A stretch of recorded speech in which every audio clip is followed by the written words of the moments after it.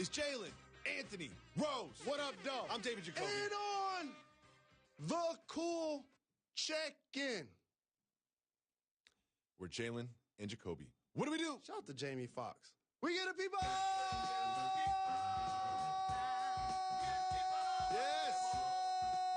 Yes! What they want. The people that went to the Staples Center to watch the Warriors got what they want if they are fans of the Clippers. It was a late-night game. I was asleep, but it was going down in the Staples Center. There's Steve Kerr drawing up a play.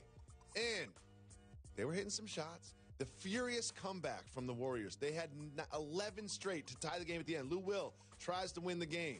Off the front Outlet. Draymond's got it. Clapping his hands. You see KD clapping his hands there. Draymond still got it. Fumbles it.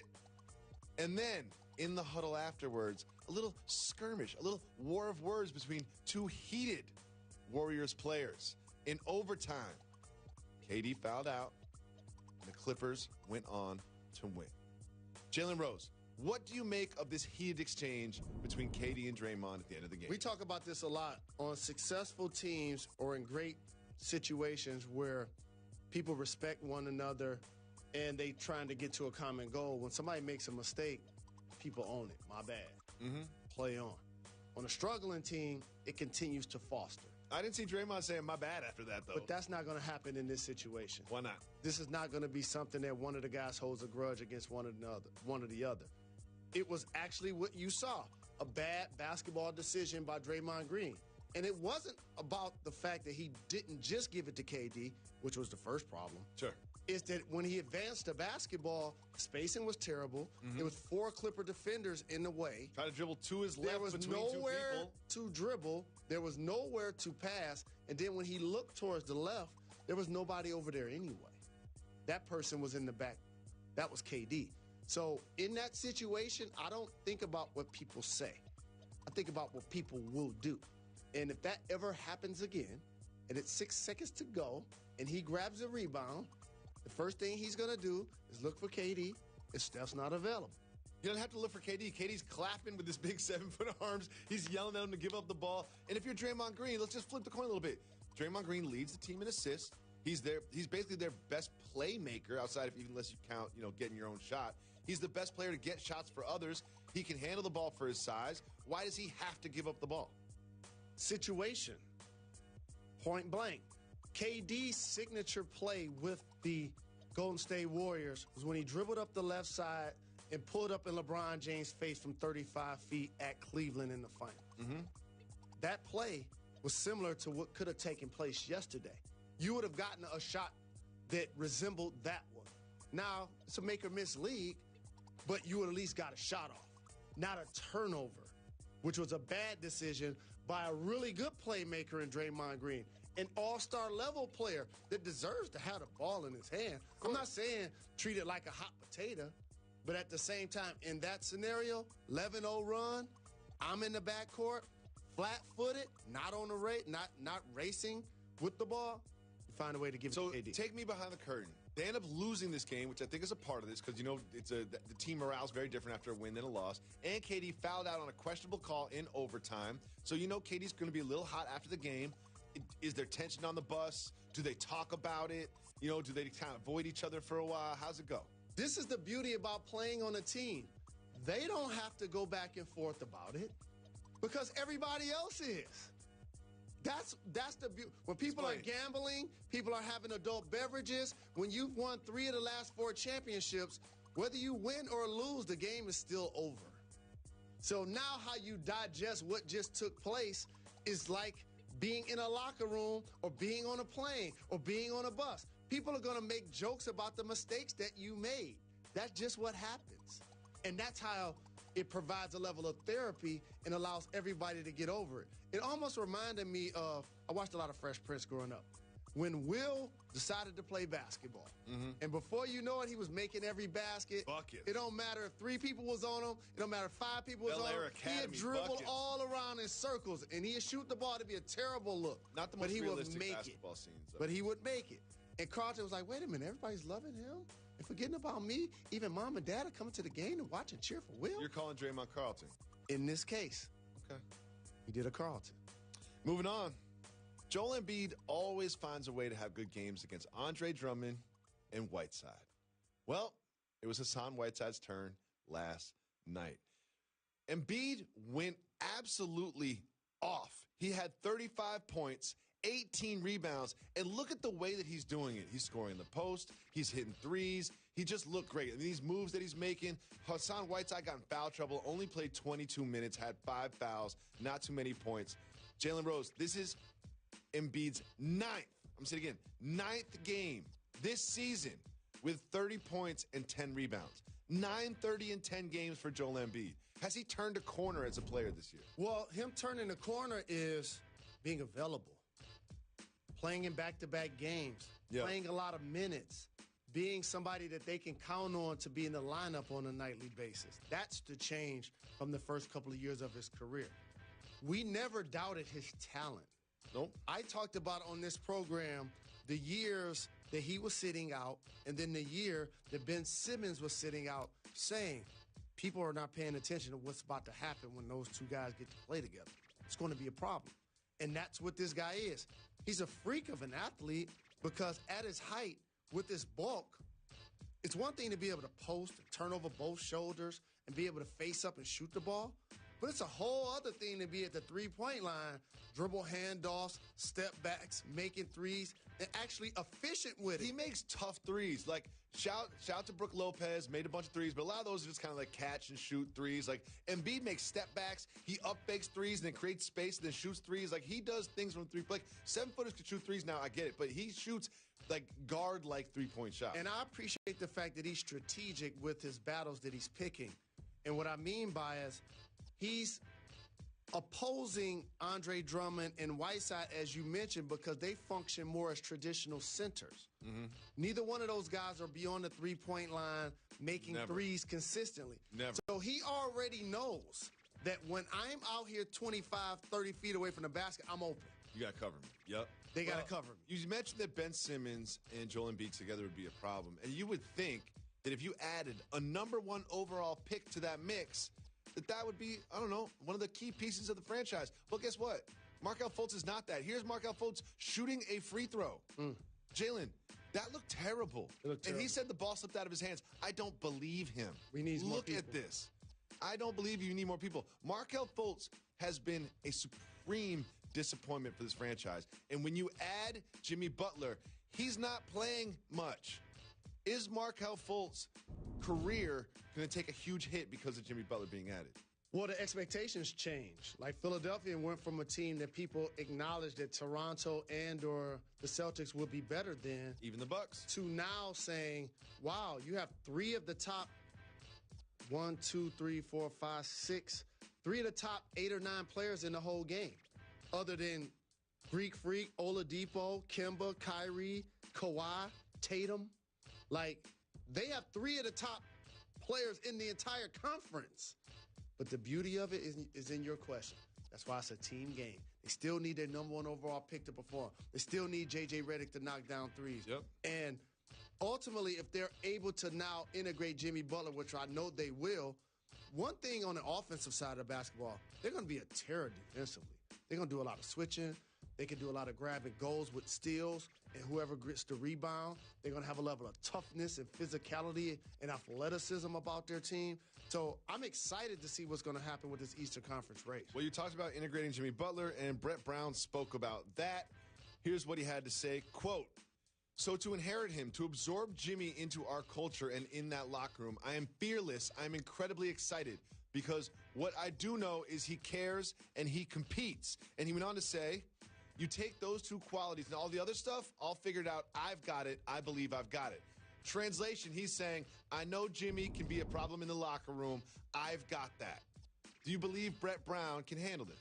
Absolutely. Here's a guy that has been at the forefront of coaching a basketball team that the world knew was tanking for years.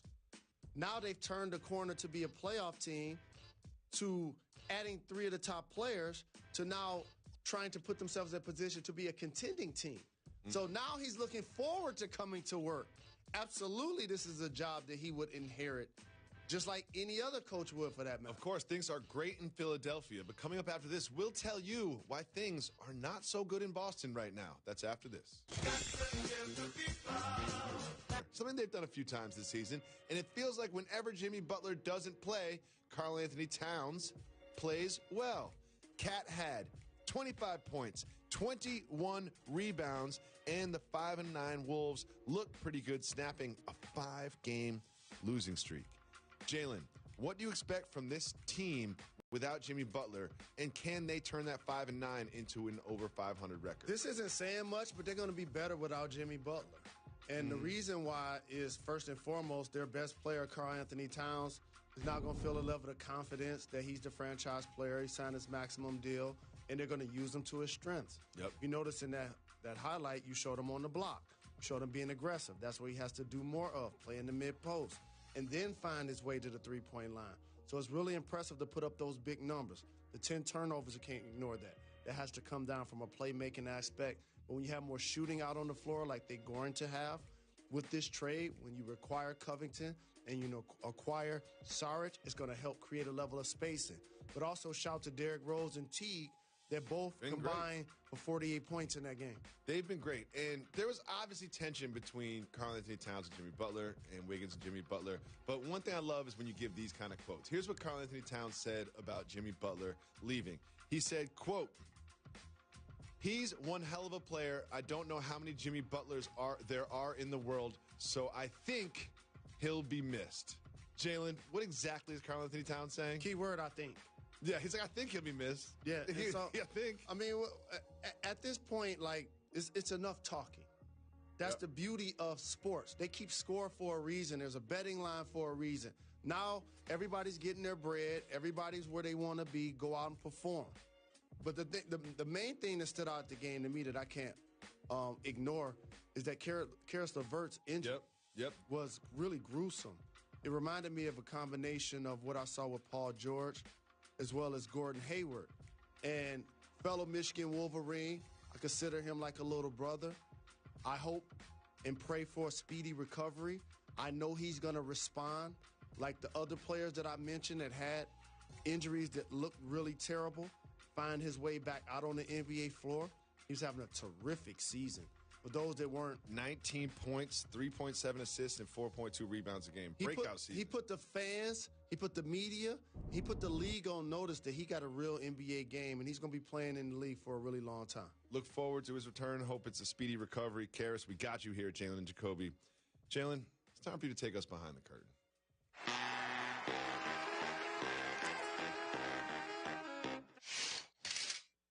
The Celtics are performing under expectations.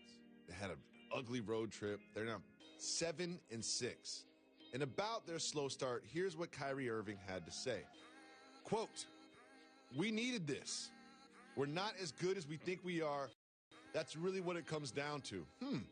The excitement is done. It's just real basketball now. It's not the potential of the team or where we'll be at the end of the season. It's right now and taking care of what's in front of us."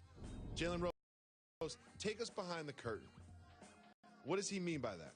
He's speaking facts. This is the only time this group of Boston Celtics is going to be able to play together.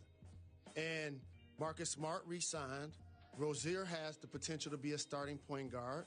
Gordon Hayward is struggling. And Kyrie Irving has been dynamic, but when he's at his best, it's high point, high efficiency, high dribble, not necessarily a lot of ball movement and high assists. So it deviates from a normal flow that the Boston Celtics played with last year that has caused indirectly, not on purpose in any way, shape, or form. If I was building a team, I can't name 12 players I'll take over Kyrie Irving. But with that being said, players like Jaylen Brown thrived off of that ball movement. Even Hal Horford thrived off of that ball movement. And it seemed like they're not getting the same opportunities based on that style that the team is using. So when someone on your team says we're not as good as we think we are, what does that mean to you? It means that you understand your expectations because each of those players know that they made it to the conference finals last year without Kyrie and without Hayward. You bring those guys back. We should be better. We should be better. We should be head and take the next shoulders step above everybody that we beat in the Eastern Conference. to get there to the conference final. But also, this is what happens, and this is a scheduling demon, when you get a 5-game road trip early in the year. It works both ways. Yeah. It works both ways. Well, he went on to say something else I found really interesting about the Celtics team. He said, quote, looking at this locker room, me being in my 8th year and being a veteran as well as Allen Baines, right now I think it would be nice if we had someone that was a 15-year vet, a 14-year vet, that could kind of help us race along the regular season and understand it's a long marathon rather than just a full-on sprint. I mean, Kyrie Irving is not a rookie. He's not a young player anymore. And then you got Al Horford, who's been in the league for 12 years. Why is he saying we need a veteran when he has himself and Al Horford? What ends up happening in the NBA is the longer a vet has served years in the game, you get paid more. Mm-hmm. So teams have decided, instead of having that 10 to 15-year veteran that's going to mostly get DNPs, probably be relied on to play if there's an injury, but more importantly, be a calming influence in the locker room, that has been taken completely out of the game, because now the team says, I'll save money in 10 through 15 and just have a young player. Sure. And so what he's talking about is the dynamics of a day-to-day grind of a young basketball team navigating expectations. And what he said was spot on. But what about assistant coaches? If I'm Al Horford, do you take it a certain way? You're like, we need a vet? Like, I'm a vet. He mentioned Al. So he wouldn't take it a certain way. He mentioned Baines. They wouldn't take it a certain way. But what he's talking towards is most of the guys on their team are around the same age. Mm-hmm. And usually that means they're like-minded. And what he's just talking about is something that could deviate and break up the monotony to allow this team to get back to focus on its ultimate goals. Does that sound to you like a complaint about the age of his teammates? Yes. That's what it sounds like to me. It's a very long-winded, intelligent way of saying, I'm playing with too many young guys. Well, but here's why. I'm in my 8th year. I see myself as a vet. We have Al. We have Baines. We need a 14, 15-year vet around here to be a calming influence. It's not shade. It's fact. Yeah, it is. And they've got a lot of young players. And they've also got about 35 first-round picks next year. They're not getting any older. Now, here's the distinction. For everybody out there who roots for an NBA team, that's a young team that does not have the expectations, that does not have the talent, that does not have the future assets of the Boston Celtics. Imagine the dynamics of those locker rooms.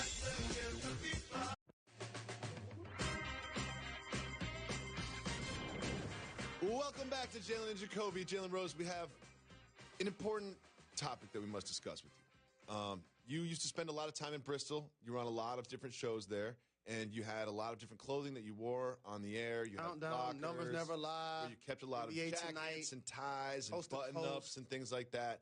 And as what happens, you shift working environments from Bristol to Los Angeles to New York, all over the place. Sports Center, Mike and Mike. And when you move like that, you lose items, right?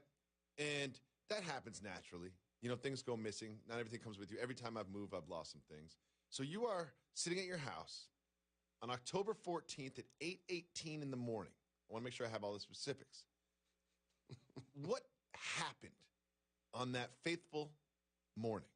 So I'm eating my boiled eggs with a little mayo, a little salt, and a little pepper. I'm watching the Worldwide Leader. I had a remote in my hand. I'm feeling good about myself. Okay. Off day. Okay. And I see one of the best reporters and television personalities in the industry on TV. I was on TV? His name is Tim Kurchin. Oh, Tim Kurchin was on TV. And wait. And I'm like, his information is amazing. Then I'm like, his tie is even better. As a matter of fact, that's my tie. So you're saying that Tim Kurchin wore your tie on national television. Can't it just be that he bought the same tie that you bought?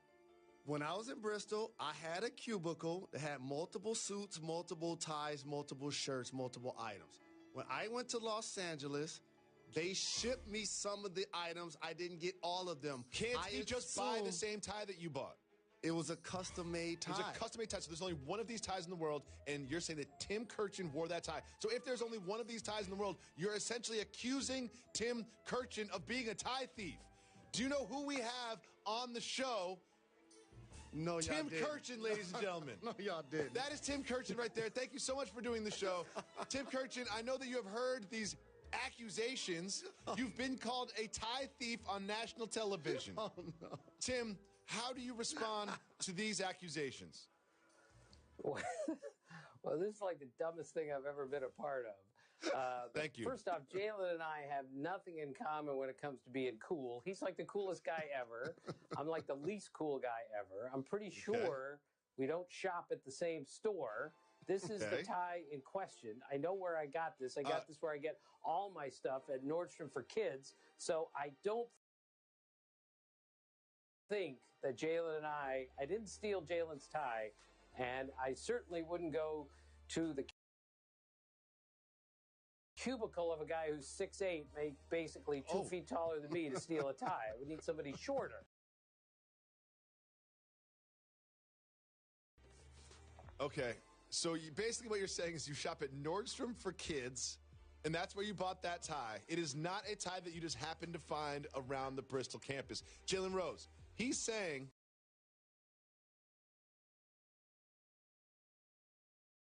that he bought that tie. How do you respond, sir? After further evidence, I'm now looking closer at the tie. Can we see the tie in question, please, Mr. Kirchin? And I now realize, like I had blue in my tie a little bit, and that one does not. So that's not even the tie? That's not the tie. What? That's not the tie. You've been acquitted of all charges, Mr. Kirchin. We've been acquitted of all charges. There is some blue in here, but I repeat, I bought this tie. And Jalen and I would never wear the same outfit, ever. Tim is a fashionable man. We've been working on this segment for a month now. We've been working on this for a month now, just to find out that, Jalen, we bring Tim on the show. He's like, well, guess what? That's not the tie. And I didn't know y'all was going to bring him on the show. You called the man a thief on national television twice. Twice you called him a thief. And now we've come and find out that you're taking it all back. There must be some punishment for that in the future. But, Tim, while we have you, speaking of the Hobbits, let's talk about LeBron James. Tim, LeBron James, after the Lakers' rough start, outwardly kept a very positive demeanor. He was very encouraging of the young people and, saying that things will work out in time. It's just a slow start. Well, he told Chris Haynes that it was actually kind of the opposite. He said, quote, I almost cracked. I had to sit back and remind myself, bleep, you knew what you were getting yourself into. Tim Kirchin, what do you think about LeBron James admitting that he almost cracked during the failures early in the season? It sounds like an overstatement to me. Although, we all know this, basketball is a beautiful game, and it takes sometimes a really long time for the people on the team to figure out how all the pieces work. Who likes the ball where, who doesn't like the ball where. And I think it hurts in a way that LeBron is so good. He's like the best player at every position on their team. He's their best point guard and their best five. He's everything in between. Playing with him isn't that easy because he's so freaking good. So I think, yes, he probably had some issues, but I think those issues go away pretty quickly when he grabs the ball at one end, goes the length of the floor faster than any 6'8", 265 man has ever gone in any sport ever, and slam dunks on the other end. I think the cracking goes away after one of those races down the court. I think that's a good point. Jalen, do you think LeBron James almost cracked, or do you think he's just after the fact making it sound a little more dramatic than it was? I think what both of you said, Tim used overstatement. You used basically being really dramatic. I think this was the cry that he was using behind closed doors for them to get another big body. When I'm watching basketball games earlier in the year, he was down there guarding centers. And that's not a recipe for longevity or success with the Los Angeles Lakers. Now you add Tyson Chandler, you feel a lot better about your team and its prospects. Well, here's one thing that is just obvious about this Lakers team. They're not going to challenge the Warriors, and I don't know who is, but the Warriors have a very interesting new marketing strategy. I love this idea. So if you pay the Warriors $100, you can go to every Warriors game for an entire month. I said it again, $100, you get a monthly pass to go to every Warriors game. However, you do not get a seat to the game. You can't even go into the bowl area to see the game live. You just kind of hang out and drink at the bars and watch the games on TV. Tim Kirchin, would you do this were you in the Bay Area? No, I wouldn't. To me, What? that would be the definition of torture. That team is so much fun to watch. In the offseason, I could watch them night and day. The ball movement that they have on that team is absolutely beautiful. They had a sequence in the finals last year where all five guys touched the ball on one possession. The fifth guy had a great shot. He passed it to four who had a better, three who had a better, two who had a better, and then one had the best shot. It was the most beautiful basketball you could possibly imagine in this day and age. And to go into that arena and not get to watch Steph Curry shoot it, not get to watch Klay Thompson come off a screen and shoot it, and not watch Kevin Durant at that height shake somebody from 25 feet away and shoot it in his face. If I can't see that, then I don't want to go to the arena. So here's what Oracle and the Warriors are missing with this one, is they're making life really hard on the ushers. Because I've been to a lot of NBA games as a fan. You know what I don't do? Sit in the seats that I'm supposed to sit in. So if I'm in that building and I paid $100, I'm sneaking down. I'm offering bribes. I'm changing my identity. I'm sneaking by people. I'm causing distractions. Like, those people are going to end up seeing the game. I know this for a fact, who's someone who's been going to NBA games for over 2 decades. Jalen, you know I'm right. This is genius by the Golden State Warriors marketing and promotion, because build it, they will come. Once you start coming to games and you're able to interact with other fans and watch the games on TV like you at a restaurant or a bar or at a sports bar or something like that, it's the same feeling, but being inside the arena, congregating with others, and you only got to pay $100 a month. So you're basically paying like $15 a game. What they need to do is get a contract with Tinder. No, here's what turn this really into something. I like this. I like this. No doubt Here's about what it. you do. You pay $100 to the monthly pass. You just bring $20 and give it to an usher. You're sitting wherever you want. Right now, it's time for news that matters.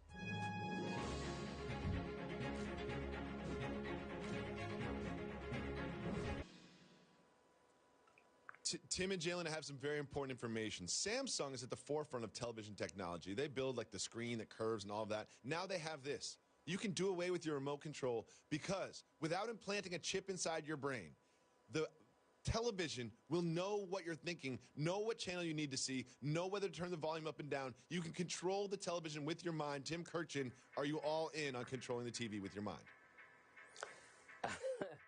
Yeah, I'm sure it's a great idea. I'm just not sure my mind is the one to be using here. I have a rather myopic look at the world. There are only a few things that I like in the world. I mean, I'm afraid they would tap into my brain during the baseball season, and all it would tell them is, where's the Reds-Pirates game? And in the off-season, all I would be thinking about is, where's there a basketball game on TV? Because it's pretty clear with my pathetic little life that all I really care about are baseball and basketball. I don't watch movies very often. I'm not big on TV anymore. I used to be when I was a kid. So, yeah, I think you could read my mind, but it would be about as easy a mind as there is to read. Baseball or basketball games, that's about it for me. If we could read your mind, would I know if you were lying about that tie? Of course, I'm not lying about the tie, and it's a really short tie, too. If you saw it up close and you saw me put it on, you would see that it's really short on me. If you put it on a 6'8" guy, it's going to look like a bow tie. So there's no chance that I stole that tie from Jalen Rose. Why would I do that? Do you really shop at Nordstrom for kids? Is that what I tell you? There is no such thing. I was just trying to make fun of myself. We really appreciate that. And I want to apologize on behalf of my co-host for twice now accusing you of being a thief on national television. You're always welcome to come back, especially if you have any counter accusations against Mr. Rose. Well, thank you, fellas. I enjoyed it. Thank you. Anytime. Coming up after this on Jalen Jacoby, we'll continue to give the people what they want. Explain the plot to The Matrix. So really it was about your ability to transform. We're good friends. We spend a lot of time together. Every time I've seen a movie with you, you have done what? Order popcorn. Fallen asleep. Immediately. I'm starting to think that you have never seen a movie in your entire life. I I'm starting to did. think that you've never seen a movie from start to did. finish I in did. your entire I did. life. This past you weekend- cannot explain the plot to any film. This weekend, I just saw The Accountant with Ben Affleck. With who? Ben Affleck.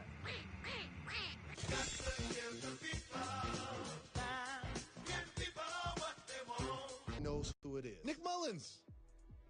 Because the San Francisco 49ers are not a good football team. No, they're not. I felt bad for my brother Richard Sherman having to play with this team that's basically vying for a top pick.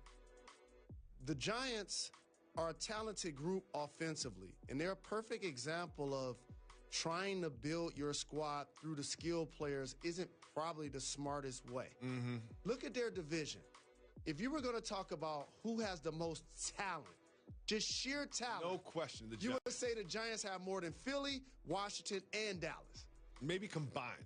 But why the last couple of seasons have all of those teams been better than them? Because Eli Manning's not that good. The line is not that good. The substance, the lines, correct. And so for that, I'm not surprised clearly that Odell caught 2 TDs. Saquon Barkley is terrific. Sterling Shepard caught the game-winning touchdown.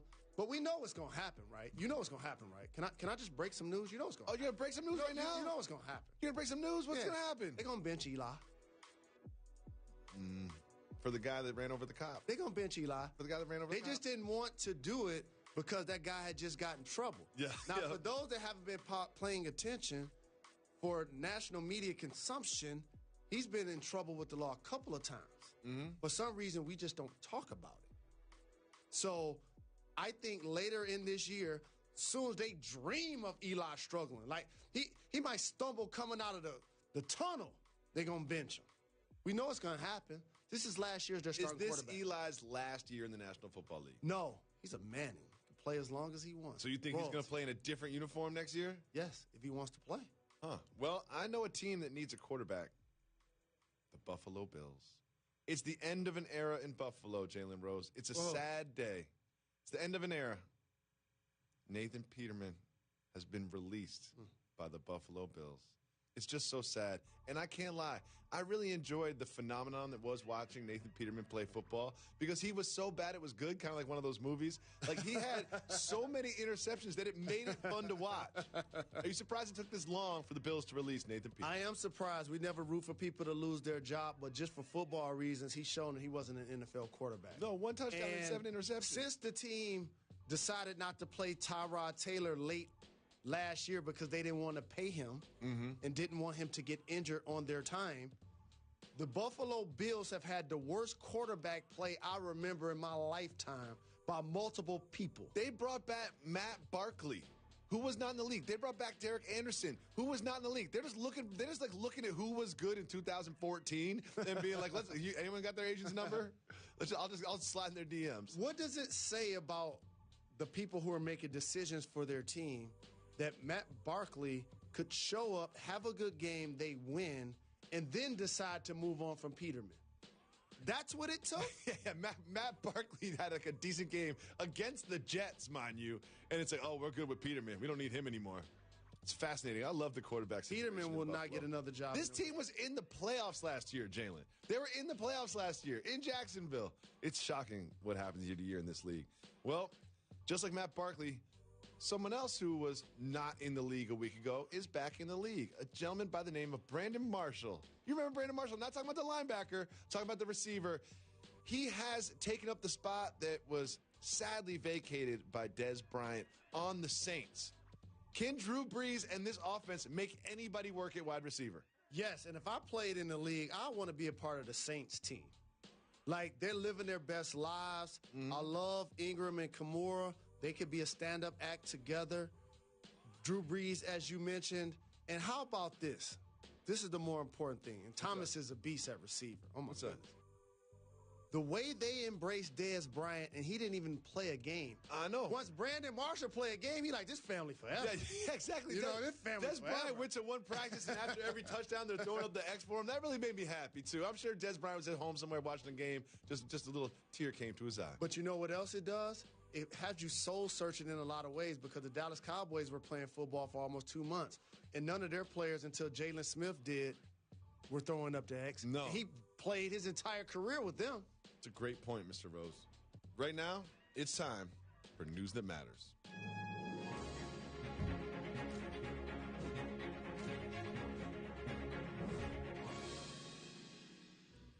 Jalen Rose, you were recently married, right? Yes. This gentleman right here is also recently married. His name is Akiko Kondo, and he married a hologram. That's a hologram right there. No. He married a hologram. And it's a hologram of a 16-year-old virtual reality singer named Hatsune Miku. So not only did he marry a hologram, he married a hologram of a 16-year-old virtual reality singer. And Jalen, he had a ceremony. 40 people showed up to this wedding. He spent almost $18,000 on the ceremony to get married to a hologram. His mom did not show up. I did the research. Jalen Rose, what do you think about this man marrying a hologram? I'm trying to think of what's worse. Him marrying a hologram or 40 people showing up to watch it. I thought that too. That seems like 39 people too many. Also, do you know what's the worst thing about this whole thing? Dog, fine. You're going to marry a hologram. That's okay. Don't marry a hologram of a 16-year-old. It's like he was sitting around being like, what could possibly be creepier than marrying a hologram? Marrying a hologram of a 16-year-old. Oh, I got it. And paid $17,500. He must have a lot of money. He must have a lot of money because the hologram, because you know what wasn't happening? That it wasn't like the hologram was like, I need more flowers. I need this to be beautiful. I need lobster. What does it take to be quantified as somebody that's just a pedophile? That's what this is. It seems like that. If you could marry a hologram of anybody on the planet. Are you going to marry a hologram of Giselle Bundchen or marry a hologram of Halle Berry? No, I'm going to marry a hologram of a 16-year-old virtual reality singer. Somebody need to introduce him to something. YouTube. When we come back, we'll probably be canceled. You got to